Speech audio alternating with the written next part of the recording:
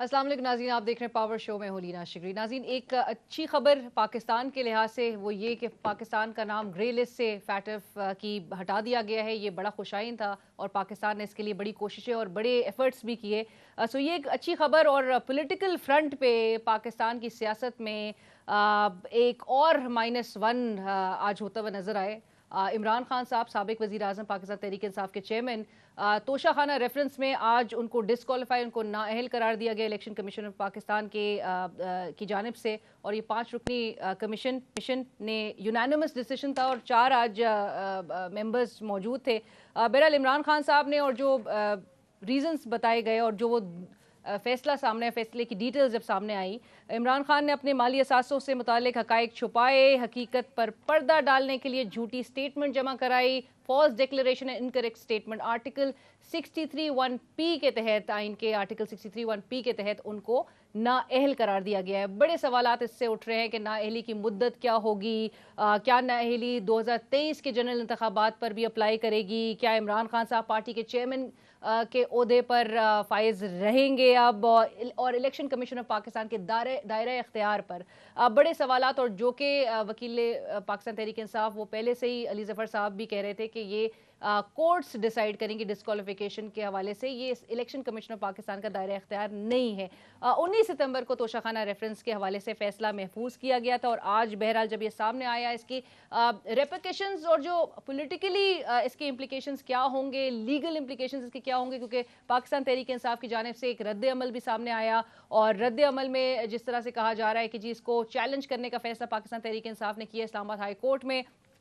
इमरान खान साहब के हवाले से कि आर्टिकल 62 63 के हवाले से वो क्या कहा करते थे, मैं एक क्लिप जरूर नाजरीन आपको सुनवाना चाहूंगी। शाह महमूद कुरैशी साहब क्या कहते हैं आज के फैसले के बाद, वो भी सुन लेते हैं। अच्छा, यहाँ पे ये भी बताते चलो, फवाद चौधरी साहब ने भी कहा 22 करोड़ अवाम को नाअहल किया गया है आज इस फैसले के जरिए और 22 करोड़ अवाम के मुंह पर जूता मारा गया है। वफाकी वजीर कानून आजम नज़ीर तारर साहब ने आज क्या कहा, आइए सुनते हैं। अच्छा, 5 साल के लिए नाअहल करार दिया गया वफाकी वजीर कानून आजम नज़ीर तारर साहब का ये कहना था। आज हमें ज्वाइन कर रहे हैं प्रोग्राम में, I am very honoured, advocate general Islamabad Jahangir Khan Jadoon साहब। सर अस्सलाम वालेकुम जहांगीर साहब, थैंक यू फॉर ज्वाइनिंग अस।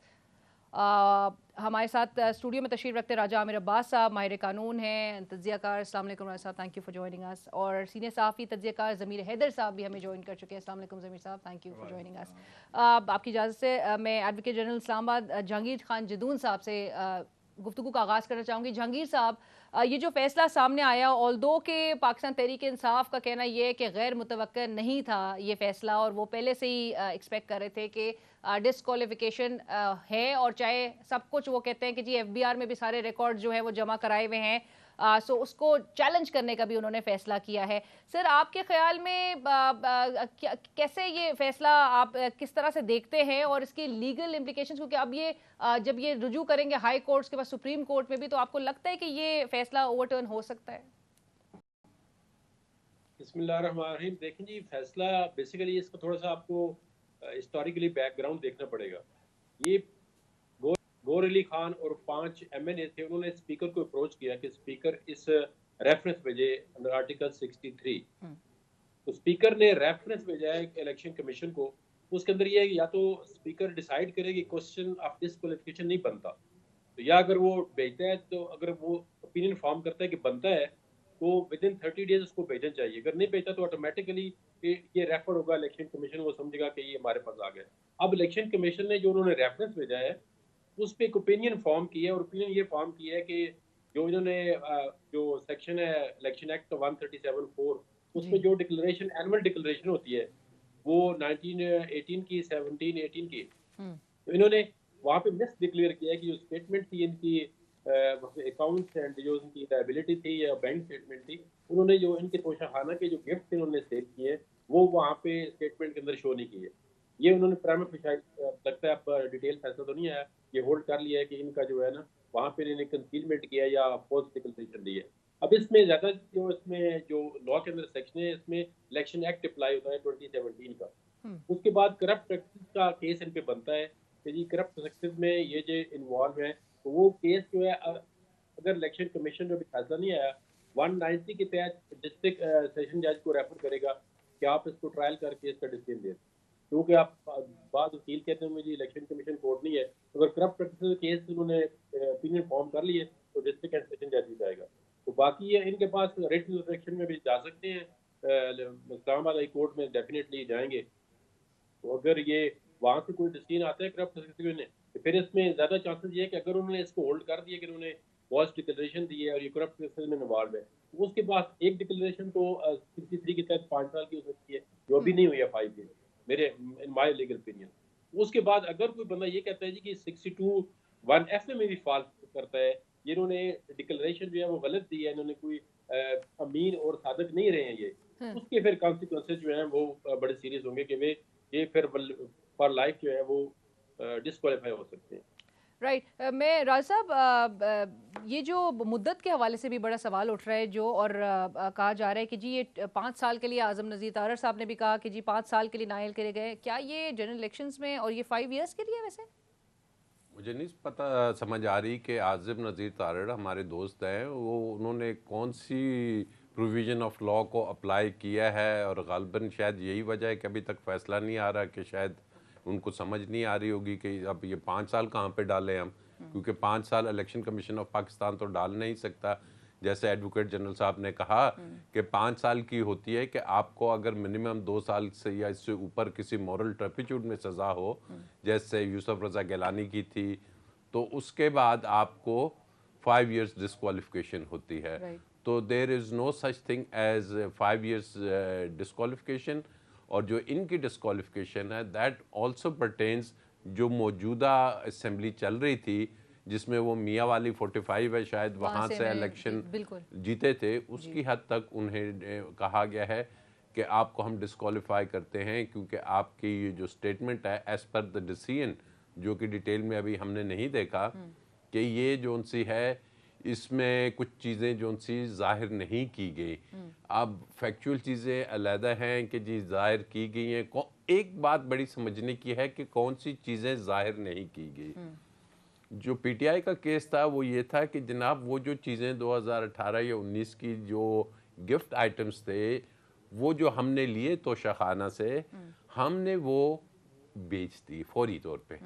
जब बेच दिए तो हमने जो उसकी प्रोसीड्स थी सेल्स की, जो बेचा गया, जिस अमाउंट पे उसको बेचा फ़रोख्त किया हमने, उसमें हमने अगर कीमत से ज़्यादा अमाउंट पे बेचा तो हमने टैक्स भी दिया, और वो अमाउंट जो बेचने वाली थी वो हमने अपने स्टेटमेंट में जाहिर की हुई है।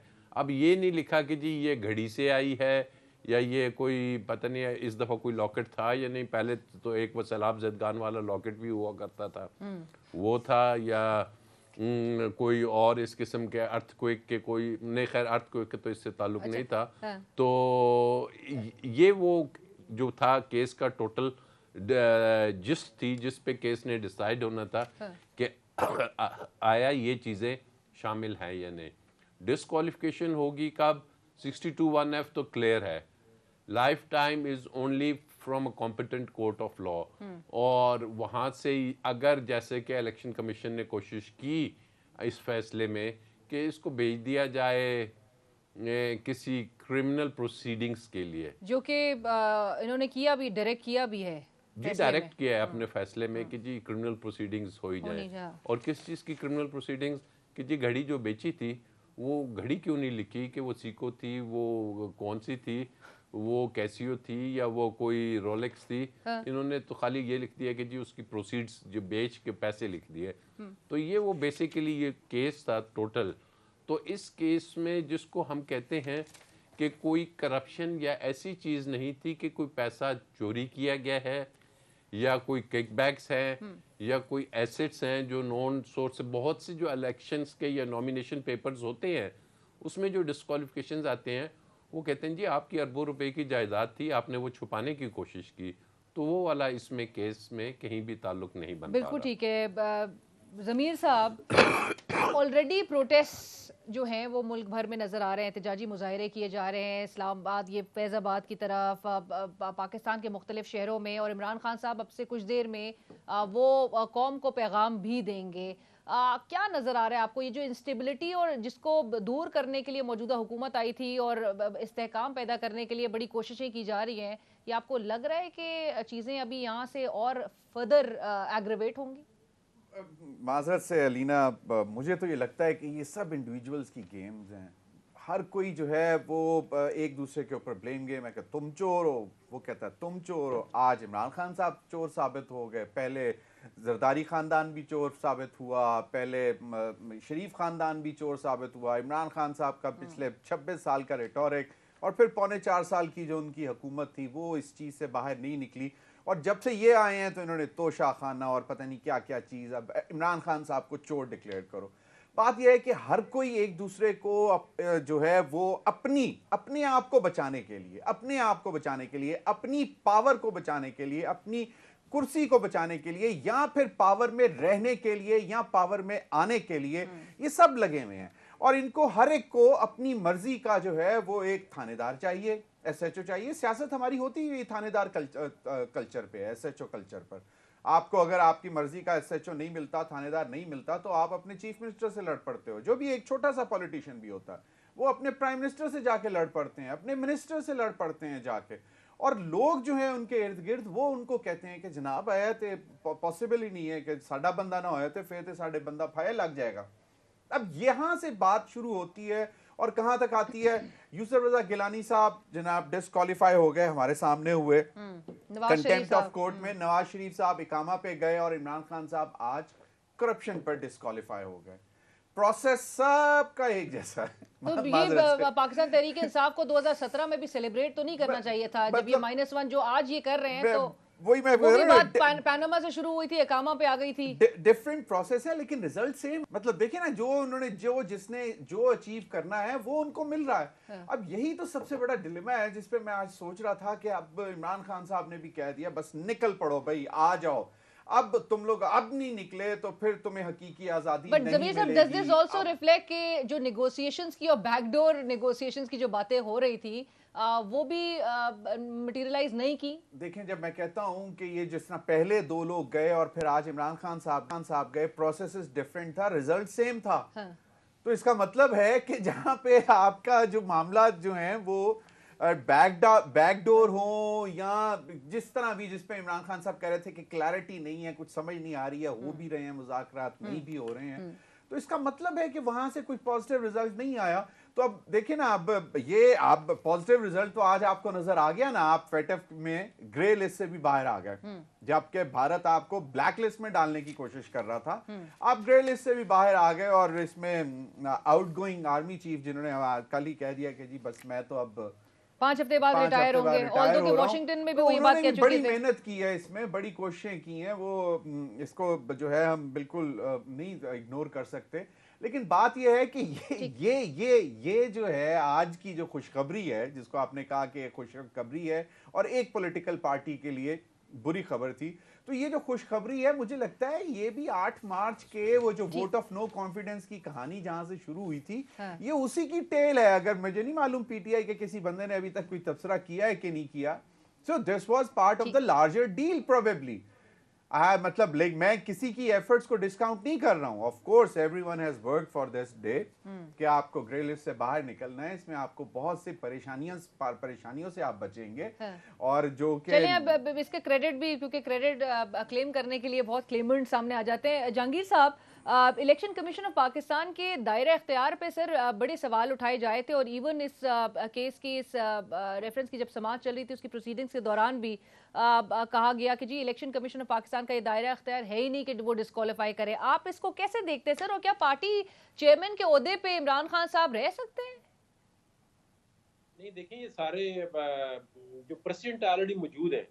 अब देखें, एक आपको याद होगा कि हनीफ अब्बासी वर्सेस इमरान खान का केस जो 2017 में सुप्रीम कोर्ट ने डिसाइड किया था, तो उन्होंने लास्ट पैराग्राफ में लिखा था कि ये इलेक्शन कमीशन को हम भेज रहे हैं कि ये डिटरमिन करेगा कि हम जो है वो इसमें कोई लायबिलिटीज है इन्होंने डील किया है नहीं किया है, ये बात 1F का बनता है या नहीं बनता।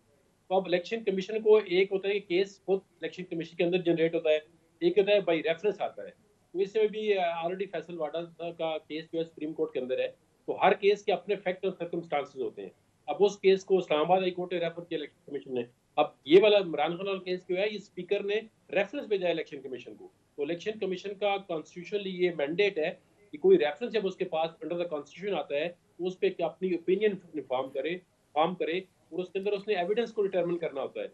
अब इसमें केस चलता रहा है, उनके वकला को मौका दिया गया है कि वो अपनी प्लीडिंग पेश करें, अपनी एविडेंस पेश करें, तो वो उसमें जब इलेक्शन कमीशन ने देखा है कि ये जो चीज़ें हैं ये सामने सर्विस पे नहीं आ रही, आपने चीज़ें छुपाई हैं या इनका कोई डिक्लेरेशन नजर नहीं आ रहा, तो उसके बाद उन्होंने फैसला दिया। बट सर, क्या स्पीकर साहब रेफरेंस भेज सकते हैं इलेक्शन कमीशन ऑफ पाकिस्तान को? क्योंकि अली जफर साहब ने ये नुक्ता भी उठाया था कि आर्टिकल 1F के तहत वो अहल ही नहीं है कि वो रेफरेंस भिजवा सके इलेक्शन कमीशन को।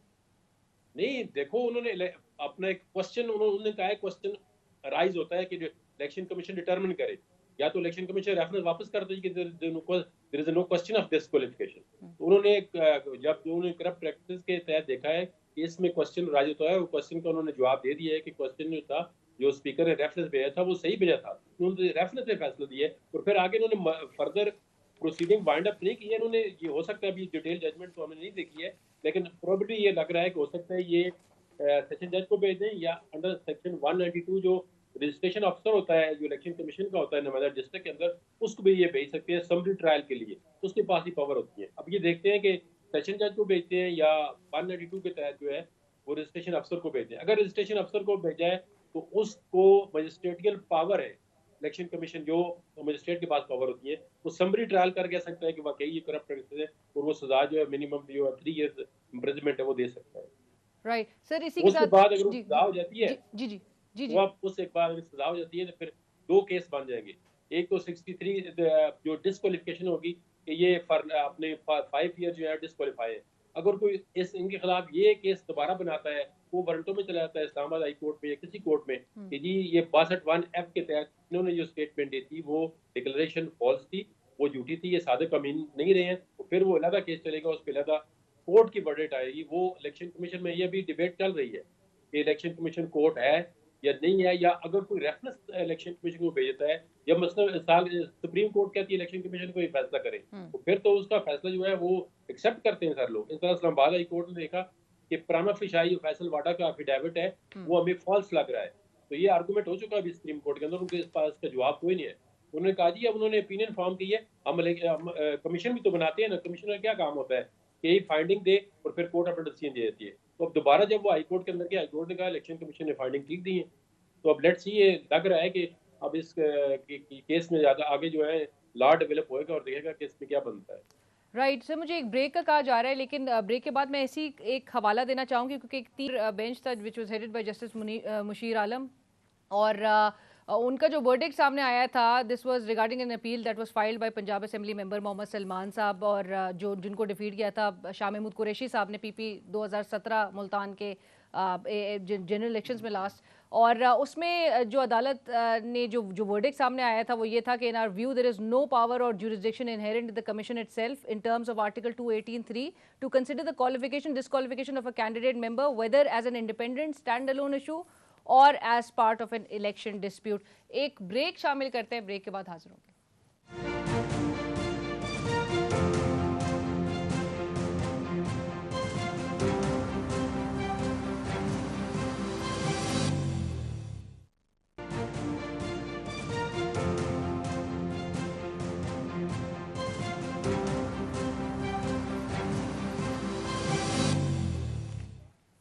Nazi, welcome back after break. Break के बाद डिस्कशन को आगे बढ़ाते हुए और ये भी मेंशन करती चलूँ कि आज जो ट्वीट्स का सिलसिला है वो भी बड़ा जारी नज़र आया, और नून लीगी जो क़यादत है, लीगी क़यादत की जानिब से भी जितने ट्वीट्स किए गए और आज सेलिब्रेट कर रहे हैं वो लोग, आज वज़ीर आज़म पाकिस्तान की जानिब से भी जो ट्विटर पे पोस्ट किया गया, इलेक्शन कमीशन ने तोशाखाना रेफरेंस में इंसाफ किया, कौम ने देख लिया कि करप्ट प्रैक्टिस करके वज़ीर आज़म के मनसब को ज़ाती आमदनी का ज़रिया बनाया गया, सदाकत और अमानत का बुत पाश पाश हो गया, कानून से लड़ने, गोलियां डंडे चलाने, फसादी जथे लाने के बजाय कानून के सामने सर झुकाएं, कोई कानून से बालातर नहीं। अच्छा राजा साहब, मैं इलेक्शन कमीशन ऑफ पाकिस्तान, चूँकि बार बार इस बात पर डिबेट हो रही है कि इलेक्शन कमीशन ऑफ पाकिस्तान ने क्या इख्तियारात से तजावुज़ किया, ये जो पेज 36 के आखिर में जो ये लिखा है कि office is directed to initiate, election commission की जानिब से, office is directed to initiate legal proceedings and to take follow up action under section 192 of the elections act 2017। Directing follow ups, क्या इलेक्शन कमीशन ऑफ पाकिस्तान का ये काम है? वैसे level playing field एक बड़ा कॉमन मसला वर्ड यूज होता है, आपने सुना होगा, जो कि अभी पिछले कुछ दिनों में तो ज्यादा सुनने में आ रहा था। तो फॉलो अप्स कुछ उसी तरफ जा रहे हैं। अब जहाँ तक जजमेंट की बात रहेगी, फॉलो अप का मतलब है कि जी उस जैसे पूछा जाए कि जनाब ये केस जो क्रिमिनल हम भेज रहे हैं इसकी क्या प्रोसीडिंग हुई, वारंट्स निकाले, बुलाया गया, नहीं हुआ, लेकिन ये follow up the moment it lands in the high court, Islamabad high court, अगर वहाँ सस्पेंड हो जाती है जजमेंट तो ये फॉलो अप बिल्कुल ख़त्म हो जाएगा। बट अगेन इसका अगर हम काम कानूनी तो बहुत इसका अदालतों में होता रहेगा। अगर आप देखें तो ये कौन से फॉलो अप्स हैं, ये वो एक स्टेटमेंट आई कि जी ये हिसाब तो इनको देना होगा, याद है आपको अभी कुछ रोज़ पहले, और हिसाब क्या देना होगा कि जी अगर नाअहली एक तरफ हुई है तो ये नाअहली जब तक नहीं होगी और तब तक तो फिर लेवल प्लेइंग फील्ड नहीं होती। और उसके साथ साथ ये कहा गया कि जनाब हम इमरान खान साहब कह रहे हैं और नज़र आ रहा है कि जी जब वो हम 60 जलसे देखते हैं, पब्लिक की जो उसमें पार्टिसिपेशन देखते हैं, तो उसका सेफेस्ट जो रास्ता नज़र आता है वो यही होता है कि जी किसी तरीके से टेक्निकली नॉकआउट किया जाए। कभी आप दहशतगर्दी का केस देख लें, कभी आप देख लें कि जी ये डिस्क्वालिफिकेशन आ गई, कभी आप FIA का देख लें, कभी कोई और इश्यूज आ जाते हैं, तो इट ऑल टेंड्स कि पॉलिटिकली ज़्यादा मैनूवरिंग हो रही है इन फैसलों में। हमें पॉलिटिकल जो जिसको कहते हैं मोटिवेटेड केसेस जो होते हैं वो उसका काफ़ी हद तक एक एलिमेंट नज़र आएगा, और इस एलिमेंट को दूर अब करना है अल्टीमेटली सुप्रीम कोर्ट ने। सुप्रीम कोर्ट ने डिसाइड करना है कि जी ये क्या इश्यूज हैं और ये क्या कि जो एक किसी भी शख्स का बुनियादी फंडामेंटल राइट है कि जी वो सियासत करे, वो एक पार्टी फॉर्म करे, तो क्या उसको इन चीज़ों से मेयर के जनाब चूँकि घड़ी की कीमत नहीं लिखी आपने या घड़ी का मेक और मॉडल नहीं बताया तो डिस्क्वालीफाई किया जा सकता है या नहीं। बट अल्टीमेटली आप देखिए कि मुआशरे में इसको ऐसे फैसलों को किस तरीके से लिया जा रहा है, right, that is very important कि जनाब ऑल्दो कि ये अदलिया का हिस्सा नहीं है इलेक्शन कमीशन ऑफ पाकिस्तान, लेकिन उनके अपने खिलाफ एक रेफरेंस आ चुका है सुप्रीम जुडिशल काउंसिल में, और सुप्रीम जुडिशल काउंसिल में और फिर जिस अंदाज में आज फैसला आया, जब आप रिजर्व करते हैं ना फैसला, फिर शॉर्ट ऑर्डर्स नहीं आते हैं, फिर तो आपने 20-22 दिन जो लिए हैं वो जजमेंट लिखने के लिए लिए हैं ना, तो फिर शॉर्ट ऑर्डर का आना और फिर बाद में देखना, और पहले भी जो एक ऑर्डर आया था मनी लॉन्ड्रिंग वाला, उसमें इलेक्शन कमीशन की कहीं जुरिस्डिक्शन नहीं थी कि वो FIA को या किसी और अथॉरिटी को कहती, तो ये वो ही तसलसल चल रहा है। राइट। मैं जहांगीर साहब, मैं राजा साहब ने जो अभी कहा कि और ऑब्वियसली एक नज़र आ रहा है कि एक लीगल वॉरफेयर चल रही है, ये जो केसेस हैं, आपको लगता है आपके ख्याल में कि, और राजा साहब भी जिस तरह कह रहे हैं कि पॉलिटिकली मोटिवेटेड ज़्यादा नजर लग रहे हैं बज़ाहिर? वो मैं आप राय साहब शायद उस दिन नहीं थे सुप्रीम कोर्ट में, जस्टिस चीफ जस्टिस गुलजार साहब केस सुन रहे थे, तो एक बंदे ने कहा जी ये पॉलिटिकल चीज है, तो उन्होंने कॉन्स्टिट्यूशन की किताब उठाई, उन्होंने कहा ये आईन ही सारा पॉलिटिकल है, तो हम कौन सा केस सुने फिर। तो ये बात है, आप हर केस में पॉलिटिकल तो होता है। उन्होंने बिल्कुल कोर्ट के सामने कॉन्स्टिट्यूशन की किताब उठाई, उनका इसमें सारे ये तो है सारा पॉलिटिकल है, तो हम केस कौन सा केस सुने, पॉलिटिकल ना सुने। तो केस देखे ना, एक पॉलिटिकल पार्टी केस करती है, अब कॉन्स्टिट्यूशन के अंदर स्पीकर का रोल है, इलेक्शन कमीशन जो है कॉन्स्टिट्यूशन बॉडी है उसका रोल है, तो ये सारे आप स्पीकर आप किसी पार्टी के, तो वो तो है पार्टी का, डेफिनेटली है। तो इस तरह इमरान खान ने अपने लिए खुद, अभी आप सुने आपने जो इंट्रो में जो सुनाया है, तो इमरान खान क्या कह रहे हैं, वो कहते हैं भला मैं भी जाऊं, इसको खत्म ही नहीं होना चाहिए, लीडर ईमानदार होना चाहिए, चाहे उन पे खुद पे अप्लाई कर जाए। बिल्कुल खुद कह रहे हैं कि मुझ पे लगे तो मुझ पे भी लग जाए। और मैंने तो एक क्लिप दिखाई है जहांगीर साहब, वो तो बहुत सारे इंस्टेंसेस ऐसे हैं जिसमें ये बार बार कहते आए हैं। देखो ना, अगर पॉलिटिकल लीडर की ये कमिटमेंट नहीं है कि ये आर्टिकल की सेक्शन है या आर्टिकल है, इसको रिमूव हो जाए कॉन्स्टिट्यूशन के, पॉलिटिकली हमें इस लेवल जो फील्ड है इसमें रहना चाहिए। वो खुद कह रहे हैं कि एक बंदे को उठाओ तो मुझे भी हटा दो। तो इस तरह तो देखो ना कि लेवल प्लेइंग फील्ड नहीं मिल सकती किसी बंदे को। अब वही खुद अपने लिए एक बंदा तजवीज़ करता है, उनके पास अक्सरियत भी रही है। ये कहते हैं जी 62F जो है, ये सादिक और अमीन का जो है ये लेवल तो नहीं किसी को फिट आ सकता। आप पाकिस्तान के अंदर देखिए कौन सा पॉलिटिकल लीडर है वो जो दिन में झूठ नहीं बोलता होगा। चलो अपने इलेक्टोरेट के लिए कुछ ना कुछ कहता होगा। मैं मतलब है कितने बंदे ऐसे हैं जो कहते होंगे जी पॉलिटिकली चलो उनको इंटेंशनली झूठ नहीं बोलते होंगे, लेकिन कोई मतलब है कितने लोग ऐसे होते होंगे जो खुश करने के लिए अपने वोटर को सपोर्टर को कुछ ना कुछ गलत कहते हैं जी कल कर दूंगा परसों कर दूंगा, ये हो सकता है नहीं हो सकता। ये पॉलिटिक्स में ये चीजें चलती हैं। सादिक और अमीन जो है ना ये लफ्ज मेरे ख्याल में इनके लिए सूट ही नहीं करता।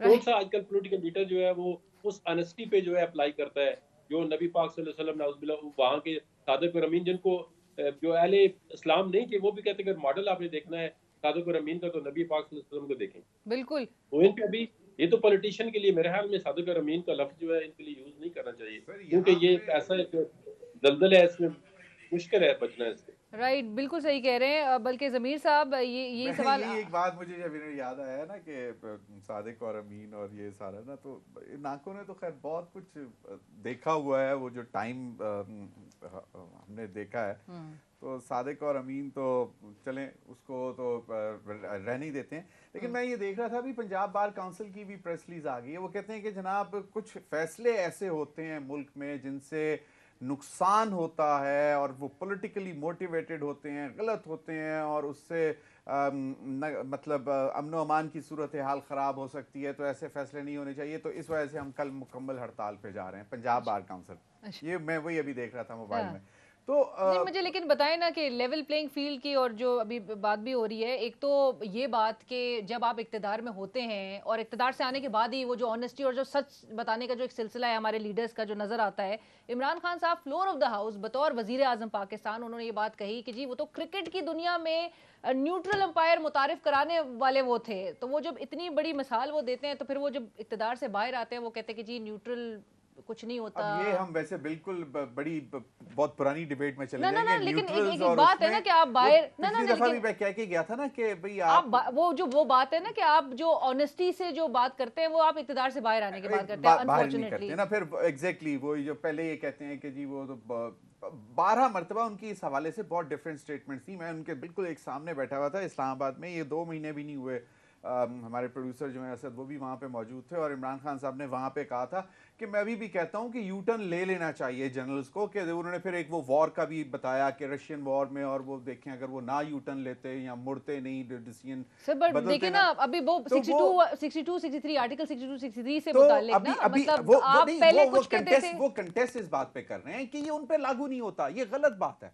वो ये नहीं कह रहे हैं कि ये 62 63 जो है इसको खत्म हो जाना चाहिए। हालांकि ये डिबेट अब शुरू हो चुकी हुई है कि लाइफ टाइम के लिए आप जिस किसी को डिस्क्वालीफाई ना करें, जिस पे मैं अगले दिन सुन रहा था पीटीआई के बहुत सारे लोग भी इसी बात पे हैं। नवाज शरीफ साहब की क्या थी ज़मीर साहब? वो उनकी तो हो गई ना, अब उसके बाद अब ये डिबेट दोबारा शुरू हो गई है ना कि जो लाइफ टाइम डिस्क्वालिफिकेशन है उसको खत्म किया जाए, और ये पीटीआई के लोग भी मान रहे हैं। अब इस पे वो बात चल रही है। बात ये है कि वो इस पे ये जो है वो कहते हैं कि ये रहना चाहिए, लेकिन अब वो ये कहते हैं कि यार ये तो मुझ पर गलत केस है, मैंने तो चोरी की नहीं, मैंने तो करप्शन की नहीं।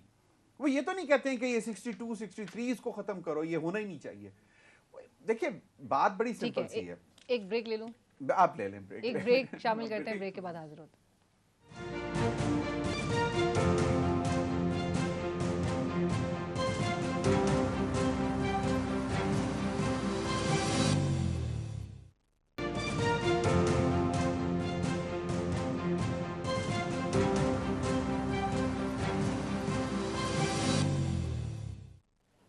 Nazi welcome back after break. Zameer sahab, लोग बहरहाल आप अपनी बात कंप्लीट करें, और लोग बाहर निकलते हुए आपको नजर आ रहे हैं क्योंकि लॉन्ग मार्च की तो कॉल अभी तक खान साहब वेट कर रहे थे, अभी तक नहीं थी। बिल्कुल पहली बात को कंटिन्यू करते हुए 62 63 64 65 70 71 72 73 73 ये चलता रहेगा। अब इस वक्त जो अलीना सबसे बड़ा क्वेश्चन मार्क है वो ये है कि इमरान खान साहब आज के इस फैसले को बेस बना के फुल फ्लेज लॉन्ग मार्च या फुल फ्लेज जो उन्होंने एहतजाज करना है, चाहे वो जिसमें अभी तक मुझे नहीं मालूम कि वो क्लैरिटी है कि नहीं है, तैयारी किस किस्म की है, कि सबने सिर्फ इस्लामाबाद पे मार्च करना है क्योंकि या नफरी पूरा मुल्क चोक करना है। देखिए अभी इमरान खान साहब के पास ऑप्शंस हैं ना, एफसी की कि नफरी उनको बनी गाला अगर में, वो हाँ। आपकी पाकिस्तान की जो जितना इंफ्रास्ट्रक्चर है उसको बंद कर देते हैं, चोक कर देते हैं, आपकी मोटरवेज बंद, आपकी जीटी रोड्स बंद, आपका पूरा स्टैंड स्टिल अगर मुल्क कर जाता है, तो वो भी उनकी बहुत बड़ी कामयाबी है। इसमें कहां पे उनको ये उन पे कोई इदराक हुआ है कि भाई इस्लामाबाद पर ही चढ़ाई करूंगा तो तब मुझे अपने मकासद हासिल हो सकेंगे। आपको अगर याद हो वो जो टीएलपी वाले थे रिजवी साहब, उन्होंने आपका पूरा पाकिस्तान बंद कर दिया था। मतलब आई रिमेंबर मैं 2 दिन के लिए किसी एक दोस्त की बारात पे गए थे हम लोग लाहौर, और हम 5 दिन वहां पे हम वी वर स्ट्रैंडेड इन लाहौर, हम निकल नहीं सकते थे, कोई रास्ता नहीं। तो बात यह है कि अब इमरान खान, अब देखना ये है कि आज जिस तरह लोग निकले हैं, फिर लोगों ने इस पर बात भी की और बाकायदा जो हमने देखा सोशल मीडिया पे पॉकेट्स में लोग निकले हैं, तादाद कम थी लेकिन इंपैक्ट ज्यादा था। मसलन 500,000 लोग थे, उन्होंने मोटरवे बंद कर दी, टायर जला दिए, इंपैक्ट ज्यादा है, कम लोग हैं। So this is what I mean कि हो सकता है कि अगर इमरान खान साहब आज की स्ट्रेटेजी को देख के अगर आगे ये चलें तो वो कम लोगों से भी ज्यादा इंपैक्ट डाल सकते हैं। यहाँ के लाखों लोगों को पैराफर्नीलिया उसके लिए बनाना, उसके लिए सारा जो एक आप कहते हैं कि मतलब जो आपको बहुत कुछ मामला देखने पड़ते हैं, लॉजिस्टिक्स तैयार करने पड़ते हैं। तो हो सकता है इमरान खान साहब को अब ये इससे जिस तरह उन्होंने आज कह तो दिया, अभी तक दूसरा खिताब पता नहीं आया कि नहीं आया, लेकिन वो जो पहला जो वीडियो मैसेज था राजा साहब, उसमें उन्होंने कह तो दिया है कि आज निकलें आप लोग, निकल पड़े। ये पहले का है मैसेज। बहरहाल ये भी कहा जा रहा है। राजा साहब क्या होता देख रहे हैं आगे? इंस्टेबिलिटी मजीद मुल्क इसका मुतहम्मिल हो सकता है? देखिए दुश्मन तो है ना इसका मुतहम्मिल, और दुश्मन का यही साजिश है कि मुल्क में पॉलिटिकल इंस्टेबिलिटी हो, मुल्क में इकोनॉमिक इंस्टेबिलिटी हो, और unfortunately every step we are taking we are heading more towards instability, we are heading more towards economic instability, a chaos is being created. और ये कब से शुरू हो रहा है कि जब से ये जिसको कहते हैं कि पॉलिटिकल ये जो रिजीम चेंज हुआ था, तब से हमने इसमें देखा कि डे बाय डे इजाफा हो रहा है। अब इस इजाफे को रोकना किसका काम है? उन सेन माइंड्स का काम है कि दे शुड, कोई किसी को ख्वाहिश नहीं है कि लॉन्ग मार्चेस हों, ये हों, हम अफोर्ड भी शायद वो नहीं कर सकते। बिल्कुल ठीक है। मैं एक बस लास्ट मिनट है, इंडिविजुअलिज्म से निकलकर अगर आप जनरल बात कर लें और छोड़ दें वो चोर है, ये चोर है, इलेक्शंस करवा लें, दूध का दूध पानी का पानी हो, खत्म हो जाए कहानी बस। जहांगीर साहब फाइनल कमेंट सर। इलेक्शंस, एक जमात कहती है कि जी इलेक्शंस की फौरी कॉल दी जाए वरना पॉलिटिकल इंस्टेबिलिटी जो है हर गुजरते दिन के साथ बढ़ती नजर आएगी। एक मुल्क के साबिक वजीर आजम है जो कि अपने 5 साल का हिसाब मांग रहे हैं, नवाज शरीफ साहब, जो कि कहते हैं कि फैब्रिकेटेड केसेस में जो है उलझाया गया, गलत फैसले किए गए, इदारों पे इस किस्म के इदारे क्या ये अपने सर ले सकते हैं ये चीजें कि सियासतदान कहें कि जी गलत फैसले दिए जा रहे हैं? नहीं, जो देखे ना सियासतदान समझते गलत फैसला है तो उसके आगे फोरम मौजूद है, उसमें चला है तो उसको रिलीफ मिल जाता है। सियासतदान जिसके खिलाफ फैसला वो कहता है गलत है, जिसके फेवर में है वो कहता है ठीक है। इस तरह पिक एंड चूज नहीं हो सकता। तो दूसरी बात ये है कि रेट जो स्टेट की रेट है वो मेंटेन रहनी चाहिए। आपको पता है कि रोड ब्लॉक करना जो है ये एक ऑफेंस है, और स्टेट जो है वो रोड कम्युनिकेशन और रोड को ब्लॉक नहीं करने देगी। बिल्कुल ठीक है। Thank you so much Jahangir साहब, बहुत शुक्रिया हमें ज्वाइन कर। राजा मीराबाद साहब बहुत शुक्रिया आपका भी। Zameer sahab thank you for joining us. Program की टीम अलीना शिकरी को इजाज़त दीजिए। अल्लाह हाफिज़।